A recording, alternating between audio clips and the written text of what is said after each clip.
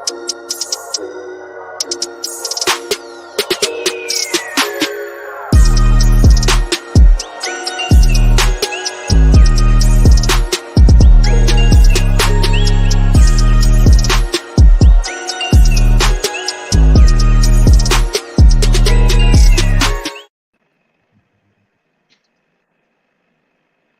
morning, everyone, and welcome to another episode of ASAP, your African Social Activism Playbook. I am one of your hosts, T. Jamal, joined as always by my lovely sister, Michelee. Good morning and afternoon and evening to you, sis. How are you doing today? I'm doing pretty good. I had a really good day today. I went to the park again. I've been going to the park over this whole for the past like month. I've been going several times a week. So, I just take some little arts and craft supplies. Today I took some embroidery out there. You want to see? I'm almost done with this one. Yeah, I took some I started this one. It was kind of empty when I went up there today, but I got a lot of stuff done today. I feel good. I'm all, got my creative juice flowing. Got some sunshine. Walked in the grass, Yeah, that's dope. barefoot. So I'm feeling good. How about you? How you feeling today, brother? Going outside is so, going outside is necessary. Oh yeah. My wife and I have been trying to make sure that we go outside a lot more and just do just simple things, walking around the park, you know, sitting down on the grass, looking at the trees. Sometimes you are so engulfed into life, you just forget to appreciate the small things. Right. And that there are good things still happening in the world. Because sometimes when you know too much, you just are so in that you can't appreciate everything else that's happening, which is why it's always time to you need to build in time in your schedule to just kind of click it off. And it doesn't mean don't be aware, but just kind of just go with the flow a little bit so you can realize that life is still happening, that the Right. apocalypse is not all the way upon us, even though there's still work to do. Right. Yeah, I mean this stuff won't it stress you out though. Like I just always make some time, to do something. Unfortunately I am really crafty, and I just like to do a lot of things. I like to try a lot of different things. So art is really therapy for me.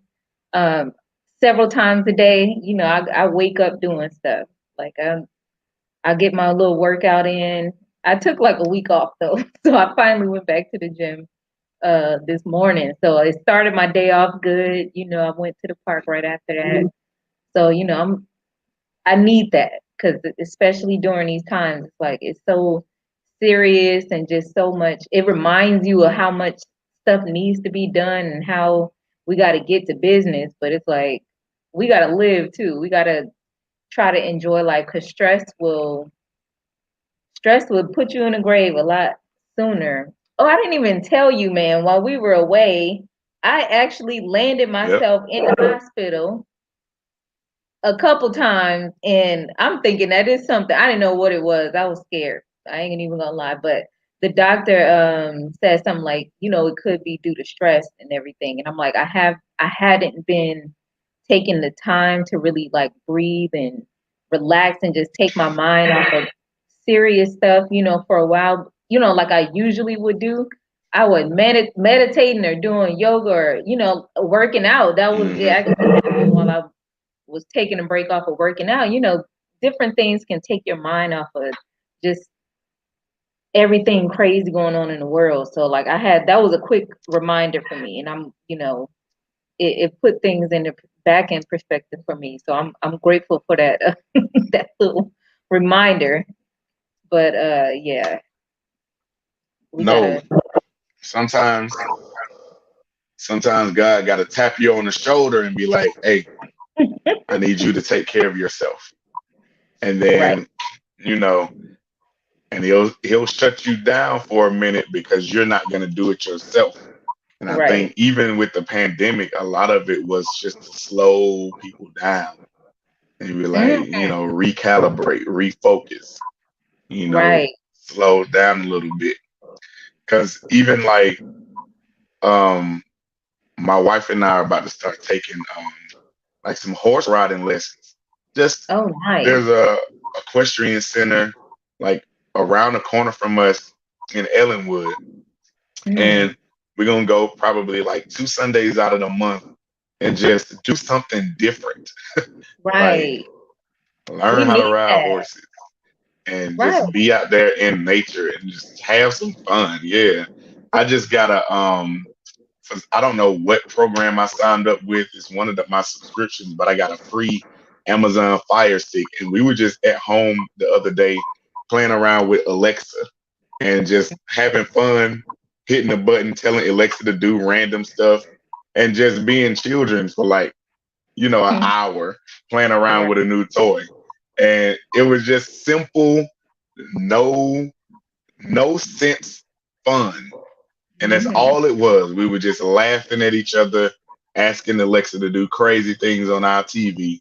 And it was like, okay, we needed that little just downtime, turn your brain off, and just Right. be 6 years old for like an hour or two. And Right. it refreshes you to get back to work with even more fervor because you'll actually be focused. And So re-energize. that's the Yeah, you get to reboot. that's where we have to go. I do exactly that re-energization. Yeah. So we're gonna move on into our topics today. And so, as you know, we've been talking all week about our straight truth no chaser has been we won. What now? So during the entire campaign, there were so many people who came out with their own motives, and it was so much going on. We were trying to really see where everyone stood.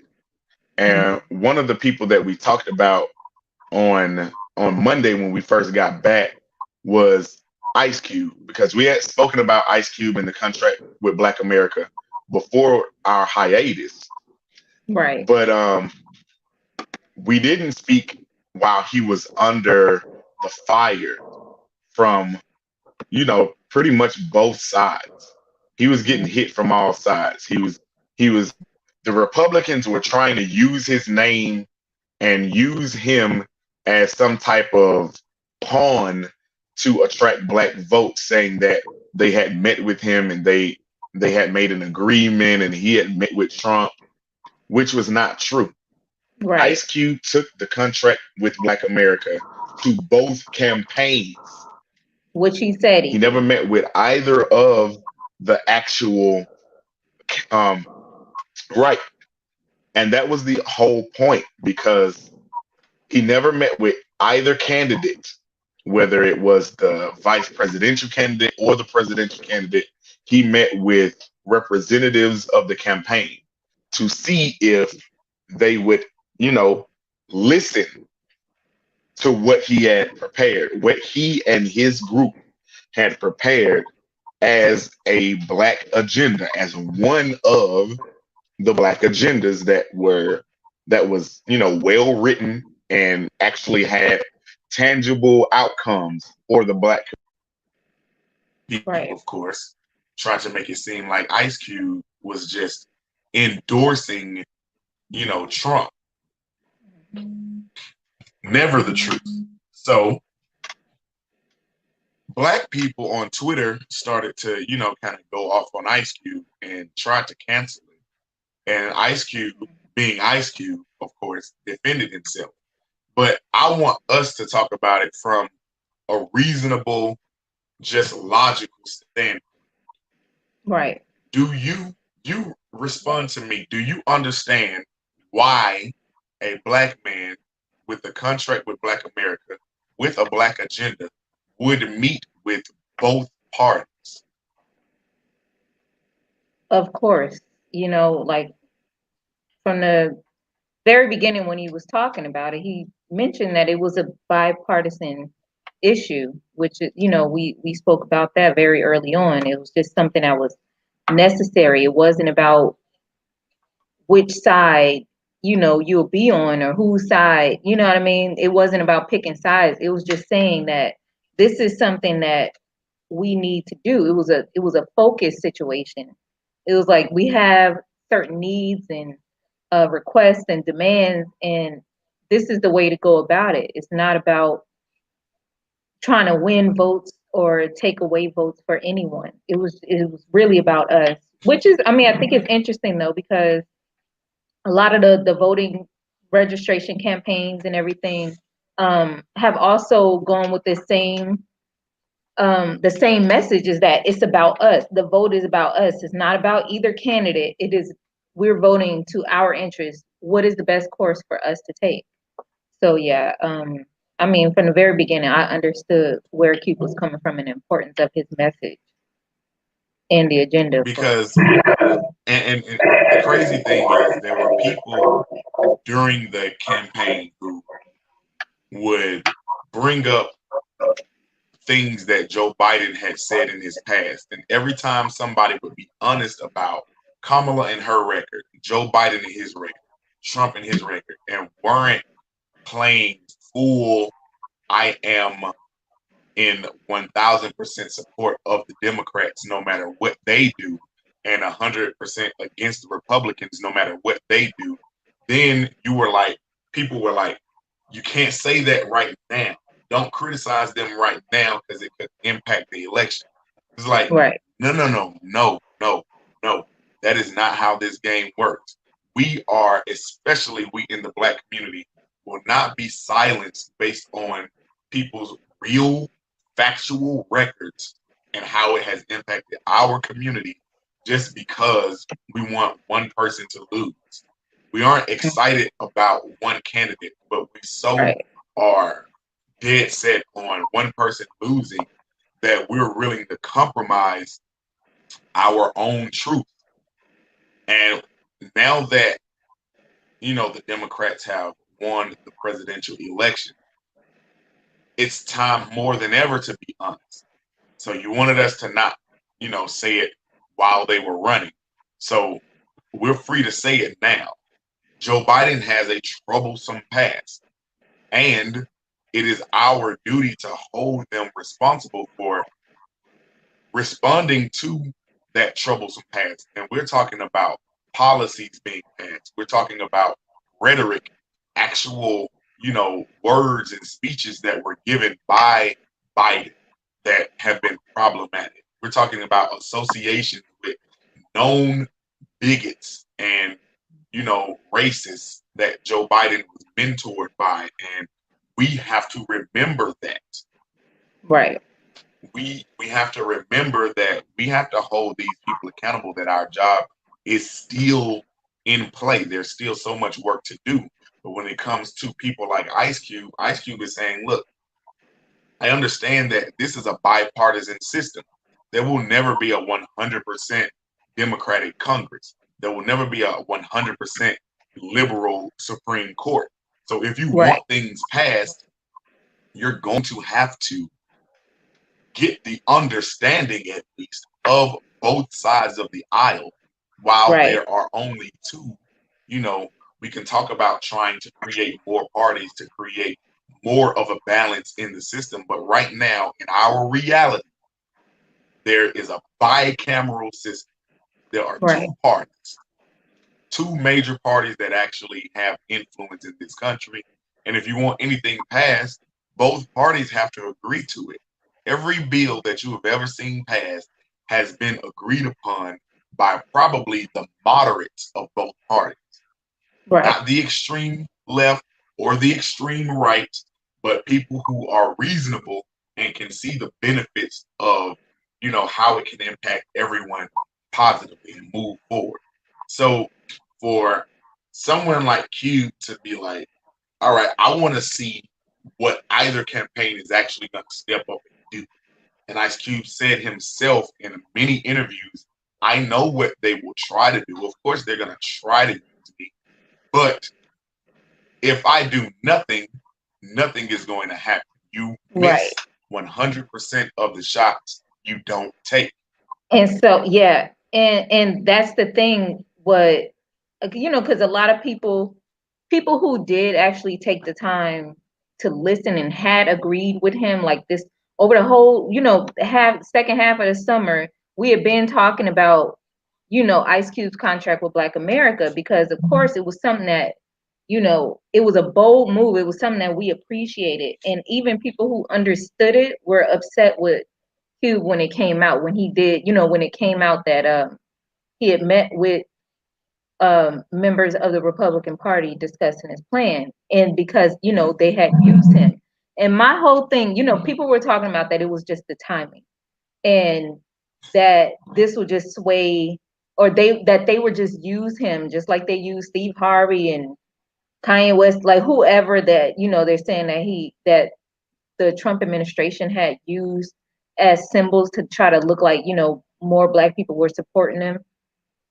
I'm like, even still, like you just said, Cube said it before he was meeting. We said it. We know when we discuss other Black people meeting with Trump, and even if they had good intentions, they were going to play on it to make it look like a certain way. Democrats do it too, all the time. When they come on Black television shows, radio shows, and they pander to us and all kind of stuff. Like everybody, Hillary literally with the hot sauce. With the hot sauce, exactly. They literally do it all the time. But if we know what the intentions are, we know what their moves are. That's why I said, like, before even the elections happened, and we were talking about this, I'm like, if you know a magician's tricks, like if he shows you that he's put the coin in his sleeve, right? And then reach behind your ear. You know you ain't got no coin behind your ear, but you saw him put the coin in his sleeve, and then all of a sudden he pulled it out your ear, what it looked like is your ear. Are you still surprised? Like, that's on you if you're still going to be just genuinely surprised or fooled by this trick. We already know what the trick is, so who are we worried about being fooled? If we already know the play, it should just be common sense, like, oh, they're just going to try to use that as a show to make it look like, oh, Ice Cube is supporting him or whoever is supporting him, but we already know what it is. Why didn't we think like, well, we already know what it is? And that's why I was upset with Roland Martin as well, because when we discussed the contract of Black America the first time, it was after, I believe, it was after the Roland Martin interview with him the first time, like months ago, right? And then all of it, so they all knew about it. They were all talking about collaborating with him about it, getting other people to help him with it, because all along he's been talking about, like, calling out to like people who've been doing this, like dedicating their whole lives to it. He's like, I'm not a politician, I'm not a political strategist, I'm not an expert in economics and all this. And so he had been calling on people in grassroots organizations, people like who are doing this professionally, who's really been investing in this over the years. And still they, like, people were like fooled by it, basically. It's like, who are you? My question to people was, who are you worried about being fooled by it? Because if we know what it is, who are we worried about being, like, who cares if they think that Black people are on their side? We know that we're not, though. So we, instead of wasting all that time fighting amongst each other about, who are in public, they blasted him. That's why I was so mad, is like they blasted him. Even the people who had supposedly known what his intentions are, it's like, instead of using that time and the energy and the publicity to help other people be mad at him, or just talk about how he skipping the line and he ain't earned his place in this, instead of using all of that time and energy telling him that he looked like a fool because he was used and he got played, you could have been spending that time making sure that the Black people who you were afraid were going to take that as support, you should have been using that time to be like, hey, nah, y'all this is something that he's doing, you know, that needs to be done, but that does not mean that this is where our support is going. This is just saying that this is a challenge that needs to happen regardless. But instead, it ended up turning into like a even greater spectacle. Like people were, it turned into just anger. It was just about anger and about whose place, who doesn't belong here, who you're not my representative, you don't represent me. And it's like, yeah, this is counterproductive. So if anything, I felt that that was taking more Black people who could have been voting, like, you know, in as a part of our block, our voting block, right? Which is the whole purpose, is that we need more people to make this more effective. it swayed a lot of people, you know, away from that. Because like, if y'all dissing Ice Cube, people who did understand his plan, they were like, you know, well, if y'all dissing him, I don't want to be with y'all. And that's what it turned into. So I'm like, y'all doing what you accusing him of doing, of being used to, you know, persuade other people to go against the grain. And I'm like, I don't know. It was frustrating. Yeah. And it's like, okay. And we spoke about this even when we were talking about the whole Cardi B issue. We were laughing at the Dave Chappelle sketch about Ja Rule. There is a way to use celebrity. Ice Cube said, so Ice Cube never said that he sat down and wrote that whole contract with Black America by himself. Right. He clearly said, I had the idea. I sat down with some scholars. They helped me put it together, put it in the right words, put it in the right context, you know, use the right verbiage, all of that, so that when we present it to these politicians, we present it as a full document, it reads well, it makes sense, and it is something that can be understood by these policymakers. Right. Of actual tangible moves that we want from the community, as well as speaking to people who've been doing the work for a long time to know, okay, what agendas have they been working on, so that we can include those things. Right. When it comes to scholars, how many scholars offhand can you just name? You know, we know Michael Eric Dyson. We know Cornel West. We knew John Henrik Clark. We knew what's the other one? I can't remember his name, but he's on PBS. He does the Ancestry.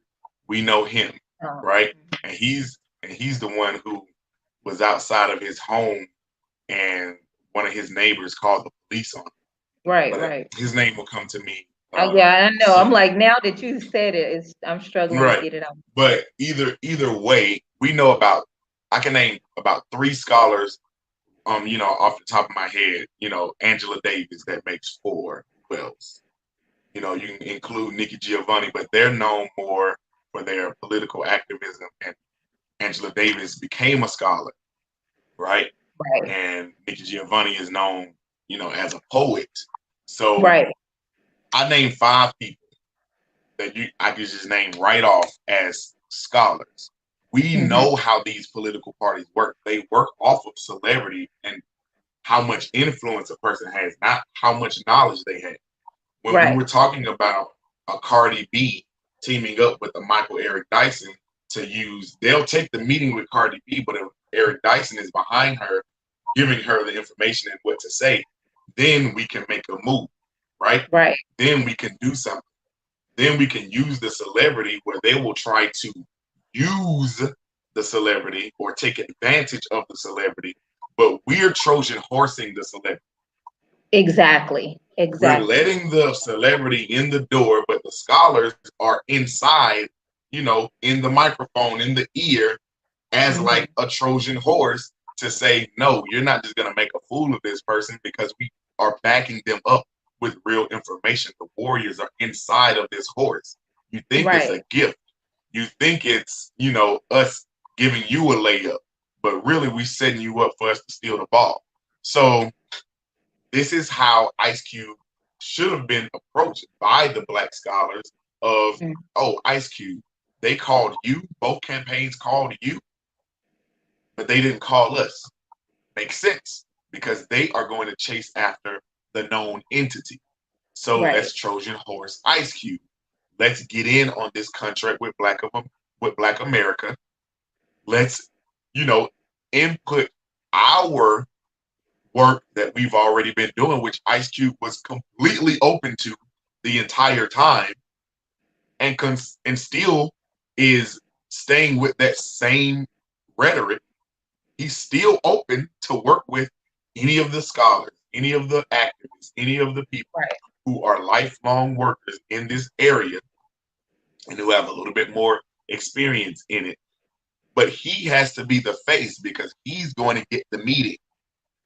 Right. You unknown entity at the university of whatever aren't going to get the meeting just off the merit, especially because you probably know exactly what you're talking about. That's all the more reason they're not going to work with you. If I come to your city walls and I have AR-15s and an AK-47 and the extra ammo rounds around my chest and I got the knife in hand, are they gonna let me in the wall?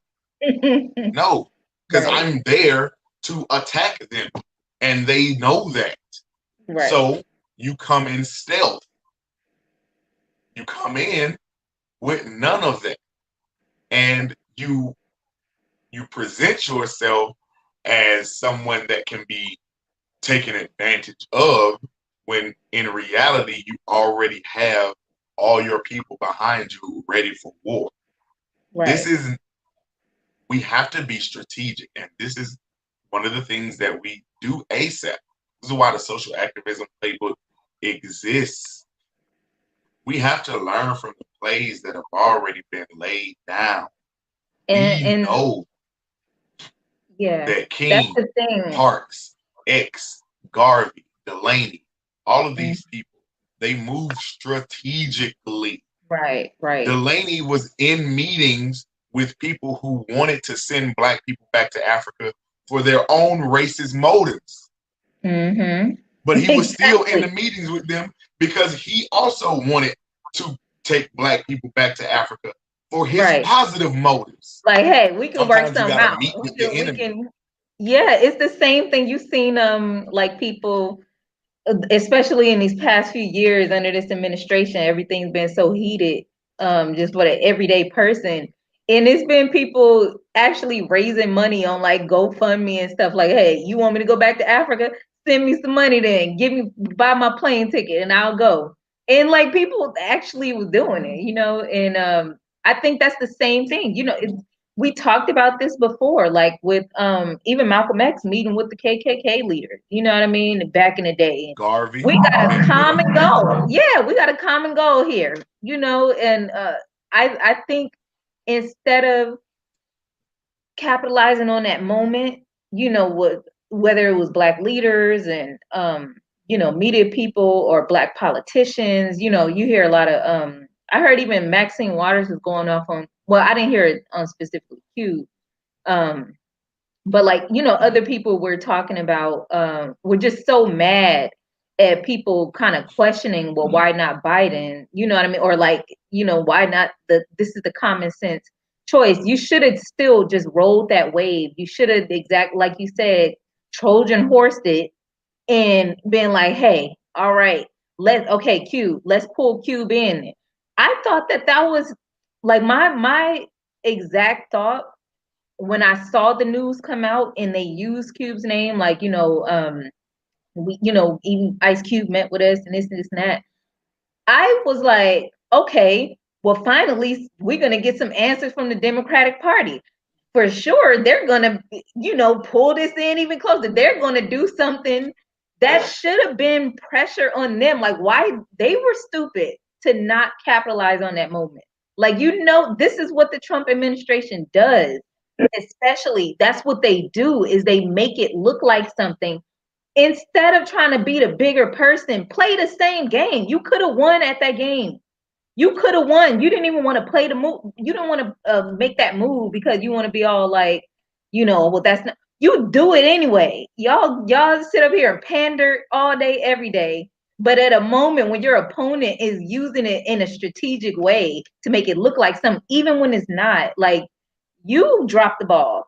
That was the opportunity for you to be like, okay, look, okay, let's use this celebrity, or let's, a lot of people are agreeing with him. He's unapologetic about it. Like, and this is the thing where I saw a lot of people disagreeing. It was mostly like a generational thing. A lot of folks felt like he didn't have, like, he was basically, I've literally heard people say, like, he tried to skip the line. He tried to jump the line or something. I think they said that on the Roland Martin show. And it's like, so are we concerned about titles and about who's getting the credit for it? Like, what do you mean? If you're a Black person in America, from America, whatever, an oppressed person, you have the right to stand up and speak for yourself and for other people if you're, planning on bringing us all with you. And this is about progress. It wasn't like people tried to make it about, him trying to get more famous, him trying to fatten his pockets. And it's like, y'all, you ain't listened to nothing he said. I've literally seen in, like, or I've seen you're these not paying conversations. attention to Ice Cube and what he's been doing. Right. Ice Cube has the Big Three basketball league. Ice Cube has his own movie production company. Ice Cube is not missing out on any work. He's not searching and scratching for relevance. Ice Cube is on ESPN and Fox Sports 1 almost every year for his Big Three Summer League, and with real retired NBA players in the league, and people are selling out those arenas pre-corona. Ice Cube is making movies. He's making trilogies, Friday 3, Barbershop 3. Ice Cube is responsible for most of the Black comedians that we know. He put on Cat Williams. He put on Kevin Hart. He put on Chris Tucker. So Ice Cube is not searching for relevance, even though, he may not be known for his rap career anymore, but Ice Cube isn't searching for relevance. Ice Cube is doing this out of his heart for his people, and is consistent with who he's always been. There's no inconsistency.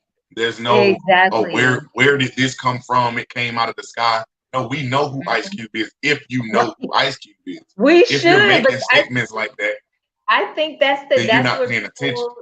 But I think that's maybe the thing, and I had to think about that. I had to seriously think about that, because I'm like, I've always known who Ice Cube was, always admired him for who he is and what he's been doing. But I'm like, well, maybe everybody doesn't know Ice Cube the way that I do. Then maybe everybody hasn't actually listened, because we've been following it, and we've been trying to put other people onto what he was doing and stuff, right? Because it wasn't like everybody hadn't heard about it, but it was a very popular thing. Everybody was on a bandwagon when he was talking about it before the meeting. And it's like, did y'all not believe what he said he was going to do? We've seen how unapologetic he's been about it. And people have asked him, even in the interviews, like, why would you trying to go political now? Like, you good with your businesses, with your, you got everything you need. And he's been telling you from the very beginning, even from the very beginning in his career, or, like what a lot of people know him for splitting up with NWA and telling his other group members that, hey, y'all being taken advantage of. I ain't about to be taken advantage of by no white man, and we've known him since the 80s when he was doing interviews way back when. He's always been this same unapologetically Black person. So why does it even come in your head that he just changed all of a sudden? And this is the same message that he's been driving. It's not like he just switched up at the last minute on some, I'm just trying to get the bag. There are plenty of people who trying to get the bag, and they ain't saying nothing that he said. One of the best things about the position that Q put himself in, though. So first of all, if this was done by anybody, and I really mean anybody, there's a lot of Black celebrities that I respect, but anybody but Ice Cube, I think they would have kind of been pressured to either apologize or do something else. We saw what happened to Nick Cannon earlier when he made his comments, right, about the original Jews being black, which I completely agree with 100%. But Nick Cannon did not own Wild 'N Out. He was able to get fired from his own thing, right? Yeah. And he initially didn't apologize, but then he had other deals with Fox, and so he eventually apologized, right? So he was made to kind of kowtow. Ice Cube wasn't going to do that either way, but then because he owns his production company, because he is the majority owner in the big three, because all of his ventures are owned by him, he can't be canceled, right? So you can, turn your TV off and not want to listen to what he has to say, but he doesn't have to step away from his firm standing on what he represents. He can stand firm in what he said and mean it, and he never said anything disrespectful to anybody. He never, spoke out of turn. Yeah, he's been praising the people who've been dedicated to this all of these years, who have all of the knowledge. He's been begging them to help with this. He's acknowledged that other people have similar contracts and things.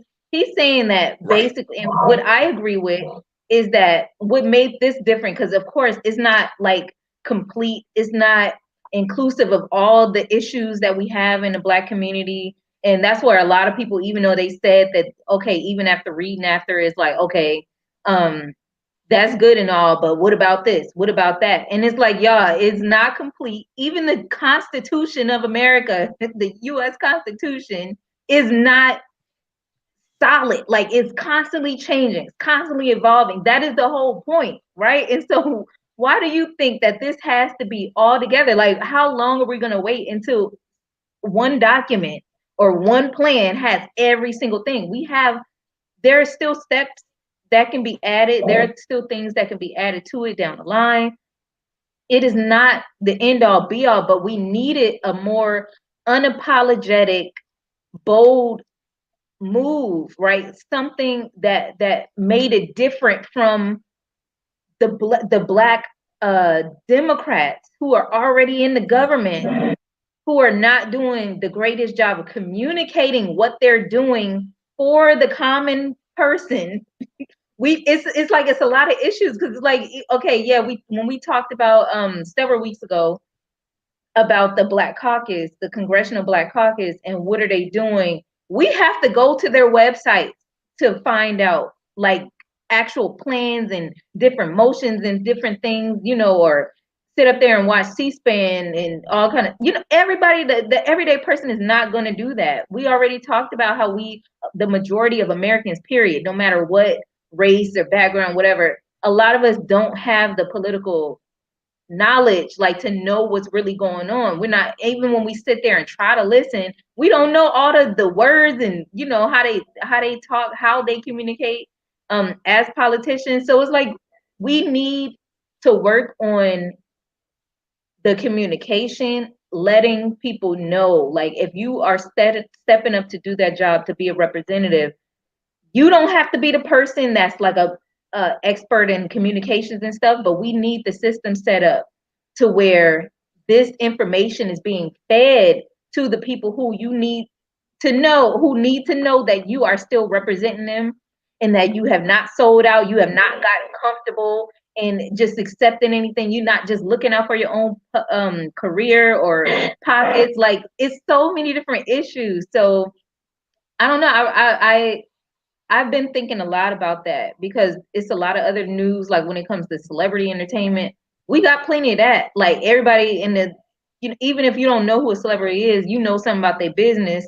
Or like, why don't we use those same tools? When we talk about social media being a tool, why don't we use some of those same tools to feed the important information to the everyday person? We just need to like really amp it up and modernize this whole thing. Yeah, and it just doesn't. So there was an SNL skit where Ice Cube was sitting next to Lil Wayne, and they were like, and they both had MAGA hats on, right? And Lil Wayne actually it was Lil Wayne and 50 Cent that actually came out and took pictures with Trump and actually publicly endorsed Trump. Then 50 Cent tried to walk his back, right? And then tried to start making fun of Trump on social media after, he started to lose the election. But both of them came out saying that, so Lil Wayne came out saying that he read the Platinum Plan, which is only 2 pages of a plan for Black people, saying that it's going to actually give Black people ownership. 50 Cent said he's not voting for Joe Biden because he's going to tax, 65% of the wealth, which nothing was actually officially said about that tax plan going into effect. And we know that while people are running, they have no power to do anything. And once you actually get in office, some of that is going to be negotiated down, right? Even if that was something that was said. So that was dangerous. But even still, even when we're talking about, like you just mentioned, even with the Ice Cube, like who were these Republicans or even the Democrats fooling by using these Black celebrities? Right. Most of the people that I know who were voting and were Black, I don't know any Black people who were on the fence of who they were voting for.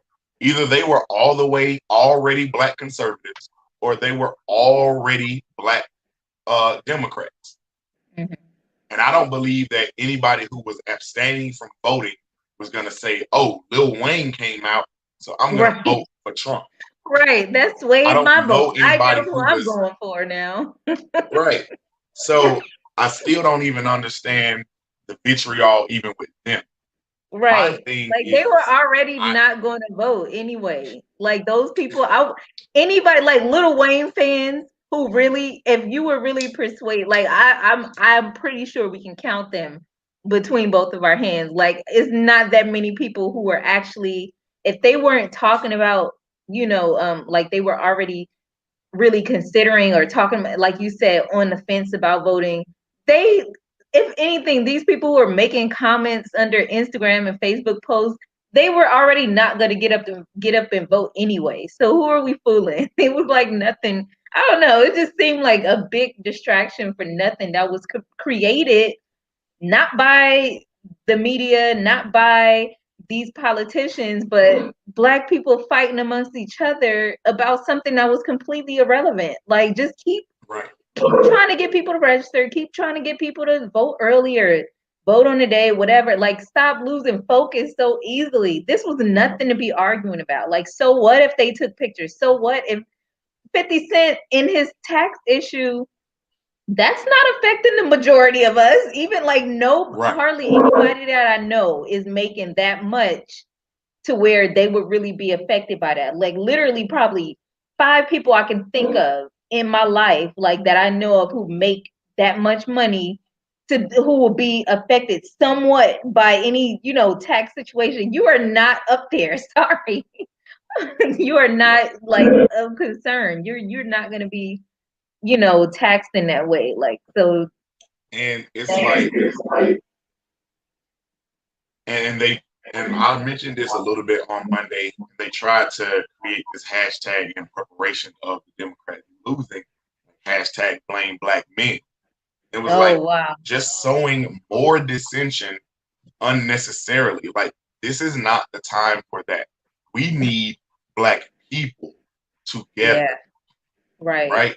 And if you want to use the Black bourgeoisie, which is something that we are definitely going to discuss. So there's a book by E. Franklin Frazier called The Black Bourgeoisie.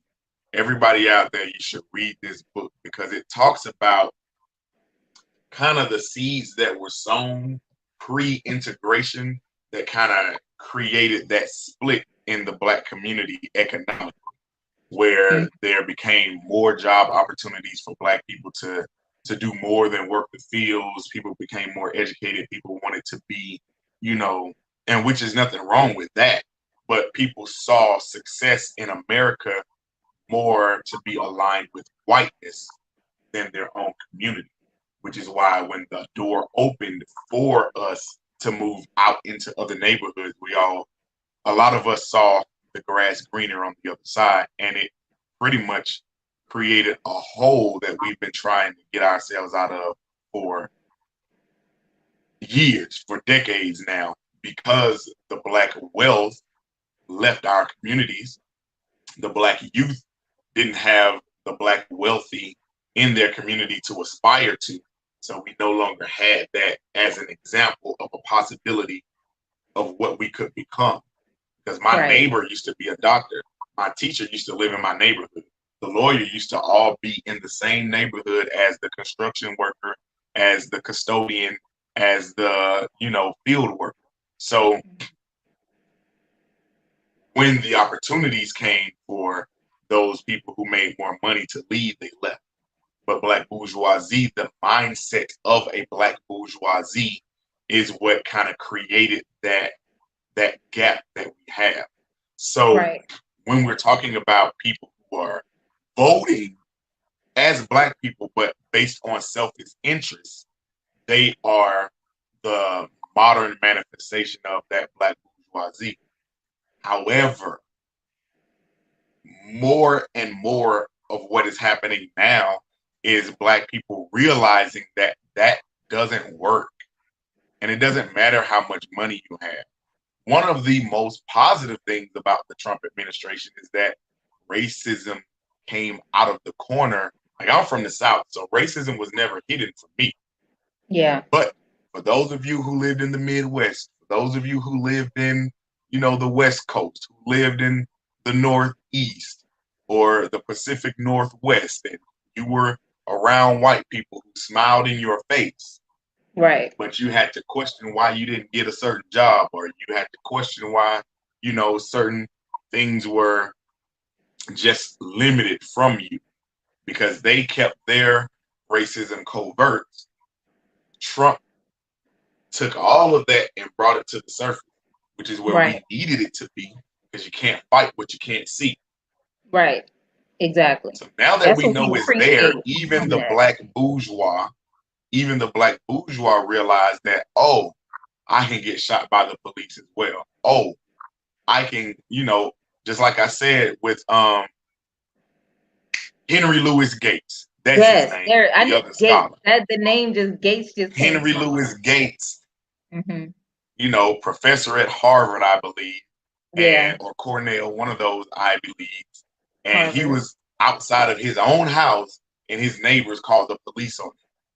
He actually got arrested in his own home with proof that he lives there and he's the owner of that home. They still, he got I think he had mugshots and everything taken, And so these things kind of bring you back to reality, even when you are the Black bourgeois. And we just saw what the NBA did. The NBA players stood up. They had Black Lives Matter on the court. They had it on their jerseys. They had social messages. They talked about it after every game. So even the Black bourgeois, even those who can no longer relate to what we on the ground level can relate to, they are realizing that it's bigger than my individual status. Exactly. We have to fight for this as a collective. This is what Ice Cube did. So when we look at the amount of people that are the 50 Cents and the Lil Waynes, you got 10 times more of Black people who are, wealthy, that are the LeBron James and the Ice Cubes. Right. So when we spend our time focusing on the few that are doing, nonsensical things, we are taking time, valuable time, away from promoting those who are doing the good things, right? To be productive. Because fighting and spatting in public doesn't do anything but make us look foolish. And even if you're on the right side, like they say, don't argue with the fool, because from far away, you don't know who the fool is. Right. I completely agree. I think, when we talk about these different, the different classes, and even within the Black community, another thing that I kept hearing, and even conversations that I've personally been in is, Black people are not a monolith. And so why would we be voting, you know, for the same things, for the same people? And it's like, it's the same concept of, you are not, when you single yourself out, you're putting yourself in harm's way. Even if you're thinking about, you know, like, well, I'm just going to build this for me and mine, that's not going to protect them long term.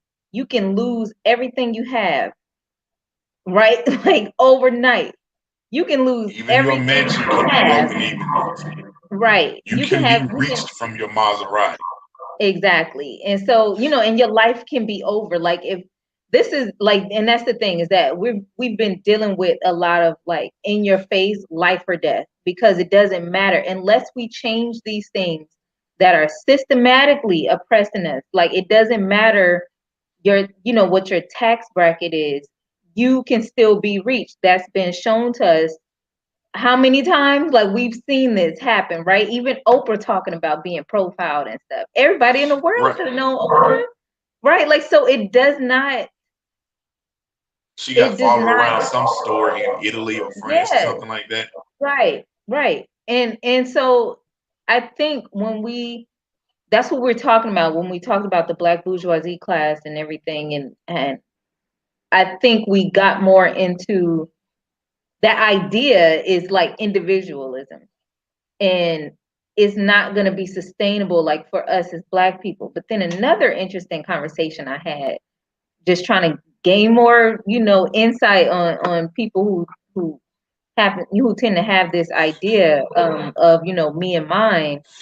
A lot of people feel that, well, Black people as a whole, the majority of us will not get our stuff together. We have too much baggage, too much damage that's been done. And so the only way for me to survive is to break apart from the, you know, or not worry about, you know, what the other Black people are doing, you know. And these are not like very wealthy people, but even people who, like neighbors, like people who are really, who we're actually in our communities with, who feel this way. And it's like, wow, that was a really sobering just conversation that I had, because I'm like, man, a lot of people feel this way though. And it's like, if we think of only ourselves and not, you don't see the overlying issues like that Black people are having, if you don't see that as yours just because you have not personally experienced it, that puts all of us in danger. Like, if a good percentage of us genuinely feel that way, and you won't turn and help your neighbor, literally somebody living and standing next to you, which we see a lot. We see people being harmed with other people around, like so many people. I've talked about an experience that I had, being assaulted in public, and it's so many other people around me that I was sure like nothing had ever happened to me before, you know, like that. And I was sure somebody was going to come to my rescue, because I'm like, I've done that for other people, because my mindset is like, no, I ain't gonna let that happen to somebody else, because if that were to happen to me, I would need somebody to stand up for me too.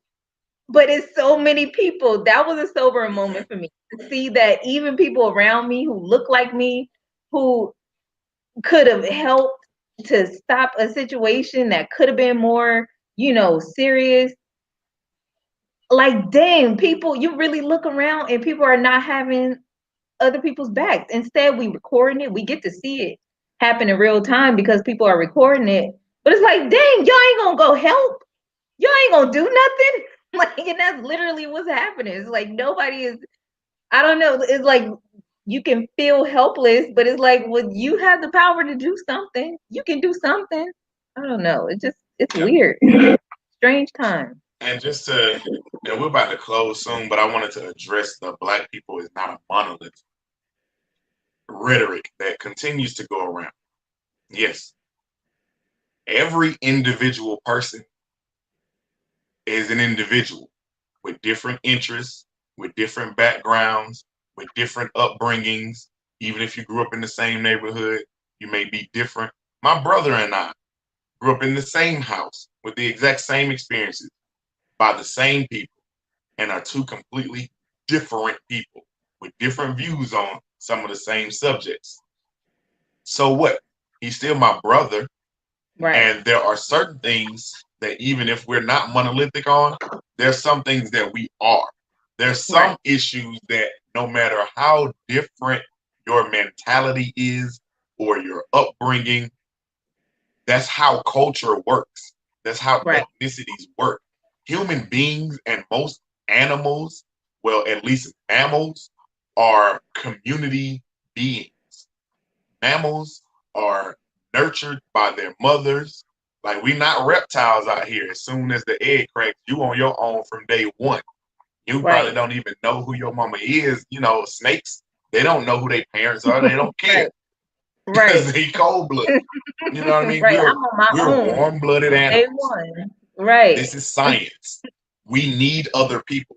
If you leave a baby and you don't touch it, if a baby doesn't receive physical touch, it might die. Like, there is full-on, like, scientific research that's done on just physical touch being necessary for children, for infants, before they can speak, before they can do anything. Just being touched by somebody that loves them is necessary.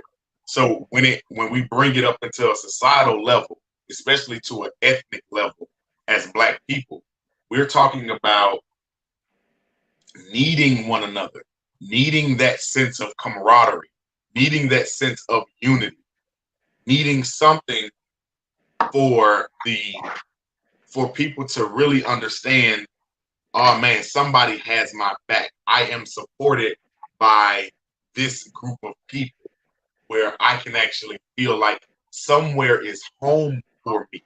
That is necessary for us as humans to really have. If we don't have that, then we will always be vulnerable to exploitation. This is the whole message behind African Unity Initiative. African Unity isn't asking for you as a Afro-Haitian to stop being Haitian in order to be African. It's not asking you to stop being Nigerian in order to be unified. It's about respecting those differences and actually learning from one another. This is the type of unity that we're trying to build. It's not about everybody having the exact same idea all at the same time. That's not what unity actually is. That's called amalgamation. That's called conforming. We're not trying to conform anybody to anything. We're trying to get people with the different experiences. Just like in any organization, if everybody is, so in a restaurant, if everybody is the head chef, then nothing will get done. You need the head chef. You need the sous chef. You need a waiter. You need a busboy. You need a dishwasher. You need somebody who is going to, make the menu. You need the store manager. You need a financial person. Exactly. You need all of these elements. And even though they're not a monolith, they don't do the exact same thing. They work for a common cause. Exactly. So this monolith rhetoric is annoying to me because people are learning a new word. They're using it so that they don't have to be aligned. It's a new buzzword, and that's the thing is like, because I've had this same conversation several times and explained that the same concept is like, that doesn't mean that we, especially because it's America and we know America is being like, people call it the melting pot, and this idea that everybody has to kind of like let go of their other stuff to become this, and you can only fight for this. If you really American, you have to be, being patriotic means that you are only holding American values. Well, what are American values?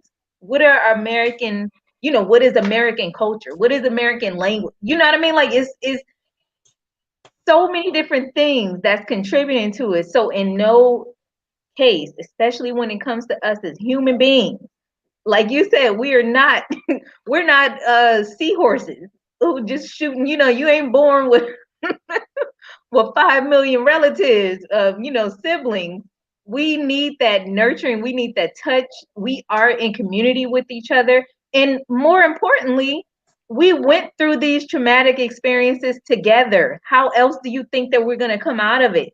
We are not going to, it's not by individual, victories. We have to come out of this together. We have to stand for the rest of your people. And that does not mean leaving yourself or your family, your single family out. That does not mean drop everything that you want to do and have to do for yourself and your own good. We're not saying that. All we're saying is that we are still in family, right? Like we're born into families. We have to see each other, see ourselves as a big family, in that the only way to remedy this is to fight as a family. It's not, we've seen it countless times. Henry Louis Gates to Oprah to whoever you want to name. You are not your blackness is still always going to be James's house. Right. Your blackness is still going to be relevant in America, especially. But as we know, anti-blackness is global. Where I'm at now, anywhere that I've ever lived or visited, there is some glimpse of, anti-blackness, and it's a little stronger in some other places, but this is something that we have to get through together. And that also, tying into what we were talking about yesterday with coalitions and just joining in with other people, even though you don't speak the same language, you might not share the same, like, just customs and different things like that. You don't have the same beliefs, personal beliefs, but we all have something in common, and that's our unity. Our working together will help all of us in the long run. And as soon as we can stop fighting about this, as soon as we understand this, the sooner we'll be out of it. Like, that's, the world is really just waiting on us to just finally unify, because we know the enemy's favorite tool is the divide and conquer. That's that. It works every time, though. That's what's amazing, is that it literally works every time. You just got to divide them. How long we gonna let them get away with the same trick? I'm starting to feel it feel like insanity. Exactly. Arguing with the same people over the same thing over and over again with the same results, because you keep doing the exact same thing. I mean, we talked about this when we were with the whole, Dr. Umar and Tariq Nasheed public beef. And then we had another like, this is not helping. Right. And all we're doing is feeding the data, feeding them the data, the algorithm. I was watching something yesterday when they're talking about this AI stuff and all of these different systems. All they're doing is just tracking our behavior, tracking our responses. All we're doing is just letting them know, when you want to disrupt something, when you want to take something off track, this is how they were going to respond. This is all we need to do to put this out there. All we're doing is just feeding them, what to do to us to get us to react in whatever way. We got to be smarter. I think we can. I see a lot more people at least considering other people's points of view, like kind of putting some things aside. Like, it depends on what. I think we just have to get real creative with it and relate on other things. It can't, politics and religion and these like hard topics to have sometimes they're a little more difficult, more polarizing, but I think we can come up with something more creative to unify us. I mean, the thing is, when you go into those discussions, what are your intentions? When I have a religious discussion with somebody, my intention is to get them to gain a better understanding of why they believe, and to give them an understanding of why I believe. Not to convince them to believe what I believe. My intention into going into these conversations is not to change your mind. It's to gain an understanding. And if you know that my intention is to understand you, and for my intention is for you to understand me, there's no beef there. There is no conflict there. But I We're wonder, confronting difficult topics with no conflict. Like confrontation and conflict are different. Conflict is trouble.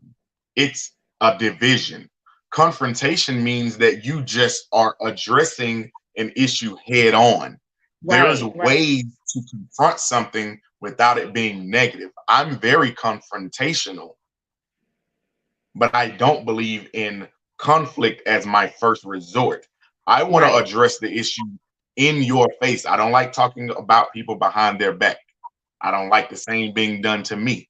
If you have a problem with me, let's address it. But let me understand where your problem stems from. And then I can let you understand how whatever it is that I'm doing, why I act the way that I do. Then we can walk away understanding one another and still disagree. Yeah. We can walk away with a better understanding of one another and be cordial. Like I'm very open about religion, but I have so many people that I'm very close to that don't share the same religion as me, that don't share. We can share different ideas on political views. We can have different views on a number of very touchy topics, but it all depends on what is your intention when you engage in that topic. If your intention is to prove someone wrong, then you're already going into the conversation with a closed mind because you're not trying to gain understanding of what they're doing, because your whole goal is to tell them that they are wrong and that you're right. So that's going to breed that confrontation into conflict when it doesn't have to be. Right. So like differences are very important. But when exactly what you said is exactly right. And that's what I believe. That's what I stand by. But my point of bringing that up was that when we have these conversations, a lot of times people go into it already with a closed mind. And you know how even, you know, these conversations come up a lot of times is because it's at the root of somebody's actions. Like, you know, we're already in a conflict about a certain, you know, another unrelated topic, but is rooted in your beliefs, right? On this other side, your foundation. So like what I'm always interested in is trying to figure out, like, if I ever have to ask somebody or, you know, if I want to have this certain conversation with people, I only ask them for understanding. Like, I'm not a person, I would never try to convince somebody to believe in what I believe in or don't believe. Like, I'm not even interested in having people not believe in what they believe in just for my own, like, who does that serve? It's not serving me. I'm not getting paid from it. I'm not getting anything from it. But I think what happens a lot of times is people can't agree on other subjects because at the root, you know, your foundation is already sometimes like in conflict with the other person's reality. I don't know, like, you know what I mean? Like when we talk about, and okay, I'll just give for an example. When it comes to religion, a lot of times people have conflict because some of those religious beliefs will already be oppressive to the person who you're confronting. Well, on another topic, on a whole nother topic. So we are not going to be able to see eye to eye. You're not going to come and really be just in this situation because your understanding and like you won't even break that down. You won't even break down like, or even try to question or confront your beliefs first. I think we have to get down to the root of it. You have to start breaking down, well, what do I believe anyway, you know, that's making me have this thought, you know what I mean? That's having me you know, stick to this, you know, this idea about you or about whatever the situation is, because at the root, this is what I believe, or this is what I absolutely don't believe in. So you won't be able to negotiate when you know, having those other topics. So that's the only time really when I find it's important to open up those other conversations. But other than that, it's like I really couldn't care any less, but as long as you're not oppressing me in your beliefs, Right. if I'm not being directly affected or oppressed, like, have at it. Do what you do. Yep. Yeah, and I mean that's how I try to encourage everybody to be. Like, just I love debating. I love confrontation. Like, it's one of my I get very excited about it. But it's to gain understanding. I like being in uncomfortable positions. I'm comfortable being uncomfortable. But that helps me grow. Exactly. It's a challenge. I like being in new environments. I like being in new cultures. I like learning. I like feeling lost. Like that feeling of like, okay, I don't know where I am. I don't know what to do. It's invigorating because at a certain point in life, from if you are where you have always been, like in the same environment, you kind of know where everything is. You know how to do everything. It gets boring and it just becomes mundane. And that little, butterfly in your stomach of, I don't know where I'm going. I don't know how people are going to react to me. It's exciting. And so, it breeds just new life into, and new possibilities, new ways of thinking. Okay, how do I get through this? Okay. And then when you do it, is that even that more rewarding? Because it's like, I've accomplished something on my own. But, we want to make sure that when we are engaging in these topics, when we are talking to people, like we keep saying, it's counsel culture, not cancel culture. Make sure that you're understanding where a person is coming from. Make sure that you're understanding a person's actual influence. Is what they're doing negatively impacting me? Okay, so should I take the time to address this? Should I take the time to address every troll that's in my Twitter mentions or every troll that's in my whatever, in my YouTube comment section? No, it's not worth it. It's not worth your time. Or is this actually worth my time, and do I engage? And how do I engage? Do I engage with these conflicts when it comes to Black people in public? Or should we be more strategic and do some of these things behind closed doors and have these disagreements on our own terms, where it's not playing out in front of everybody who is waiting to cause dissension, and giving them the plays to break down all of our efforts? Like, we call this a social activism playbook, but do believe that the other people have a playbook as well. Right. Always. And they are learning as well. They are learning how to defend against us. They're learning how to attack. They're looking at, okay, how do we break down this momentum? Just look at where we were in March and April, when at the beginning of the whole movement behind Ahmaud Arbery, George Floyd, and Breonna Taylor, and then fast forward to now. Have we lost focus? Have we been distracted at moments, at times? Have we allowed things to kind of move us off our home base, off target, off of our main goal? We have to make sure that we stay vigilant, that we stay aware, that we know that, this is a battle, it's a struggle. We call it a beautiful burden, but it has to be carried, right? It's going to feel heavy at times, but you gotta push through. For sure. And a lot of it just has to be, we have to be more strategic. And that goes right back to what ASAP is here for, bringing you strategies that have already worked in the past so that we don't continue to repeat the same mistakes over and over again. It's not necessary. It slows us down. Yep. Yeah. So, like always, we'll be back tomorrow. But before we get out of here, Michelee, let the people know how they can find you, where they can support you, and what you have going on.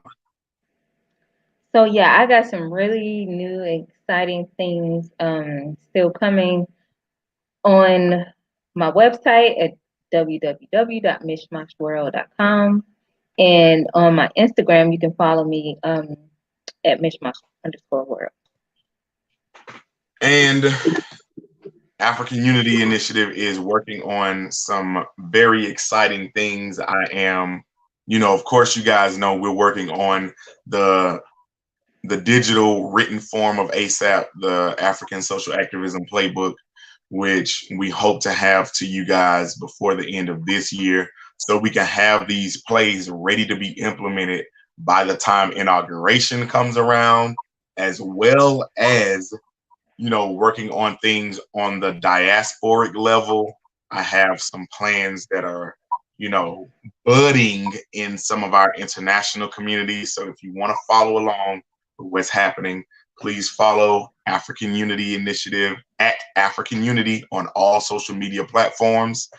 Go visit our website and get engaged financially, get engaged by volunteering with us, sign up to our email blast so you can always be in the know of what's going on. And please like, comment, share, subscribe to this channel, all the videos. Make sure you share this out to your social media network so that we can all be active together. We're trying to bring tangible African unity, something that you can actually do, something you can implement, something you can be involved in. So we love you guys. As always, we will see you tomorrow. Have a great day. Peace.